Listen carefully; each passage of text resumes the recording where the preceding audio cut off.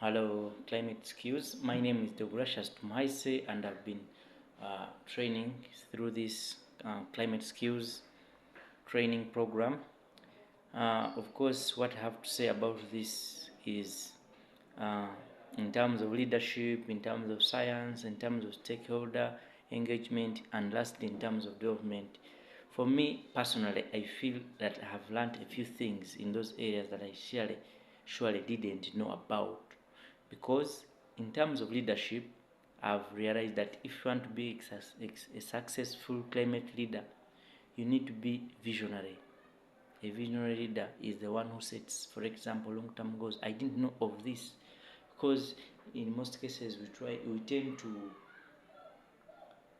focus on short-term gains in terms of environmental conservation, how communities will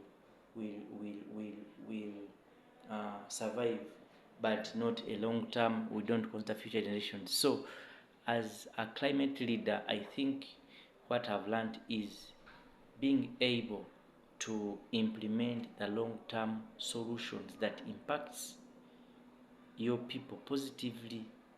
So, leadership is one of the key things that I've learned throughout this program.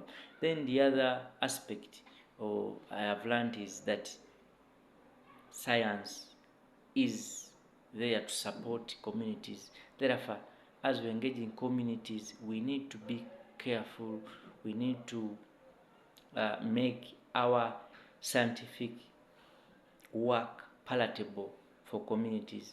We need to digest because not everyone is a scientist. So through this training, I have been able to learn that communities need this information, need to be guided, but the information must be palatable for them to use this information.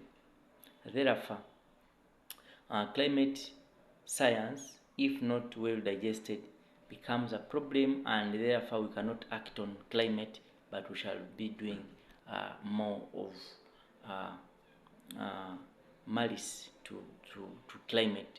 So science should be supported by palatable uh, communication, effective communication, and effective communication hereby I mean is making this information, for example, data, scientific data, palatable to communities. How do you make it palatable? Of course, in the training, they told us you can use storytelling, you can use visuals, among others.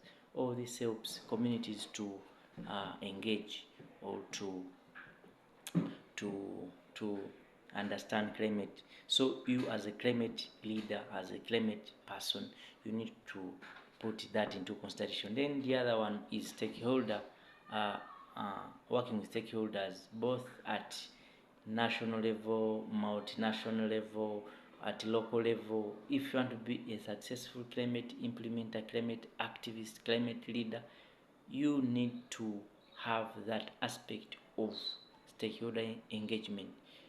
Why?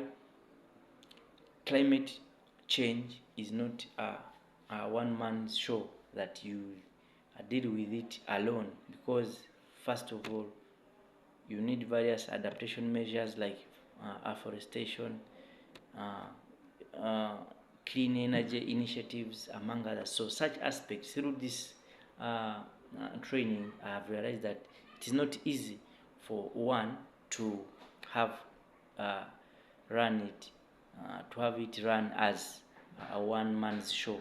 Therefore, we need to engage different stakeholders for this climate leadership, action, and advocacy.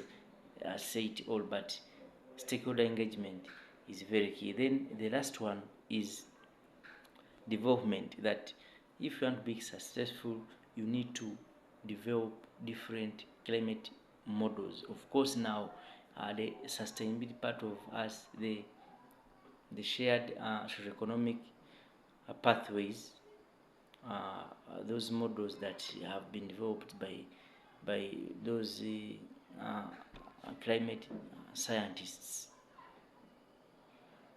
is what something I've also learned, that you need to be careful on the model as an individual country that you need to take Is it a business as usual, or are you taking the environmental sustainability pathway, socio-economic pathway, or are you taking